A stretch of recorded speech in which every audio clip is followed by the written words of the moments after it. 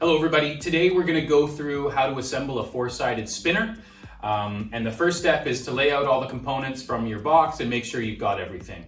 So first off, you want to make sure you've got 4 frames, 4 side panels or corner brackets, and 4 Cartner's headers that are going to be mounted on the top of the unit.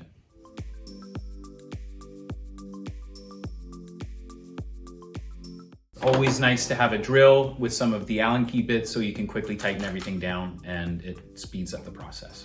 So the first step of setting up your four-sided spinner is mounting this interior frame to the exterior pieces. So you're going to put your little screw in, 2 locations, and drill it down.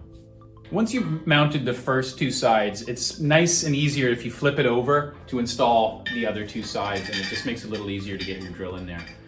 Now that we've mounted the first inside frame, we're going to mount the second. Really nice and easy. You can just fit it through the base, plop it down. As I mentioned in the previous video, it's nice just to get all screws aligned and kind of loosely tightened down. And then what we could do is mount one side and flip it upside down to tighten them. We've mounted the 2 interior frames to the 4 outside frames. It's a nice stable unit. The next step is putting it onto the spinner base.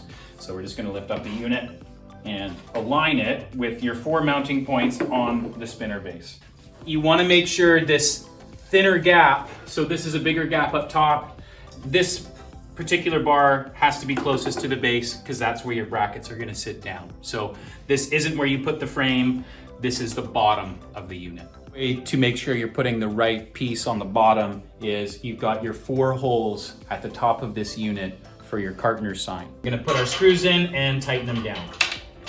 Really nice and simple. Again, if you've got a drill, it's a really nice and easy way. But what I find is just to loosely line them all up and tighten down a little bit, just so you've got all the holes lined up. Final step for your spinner. Again, for this video, I'm not going to have all the boards mounted, but at this stage, you would have all 16 boards mounted. You would have the corner bracket here, covering all of the corners of the boards, and your last step is installing the Cartner header.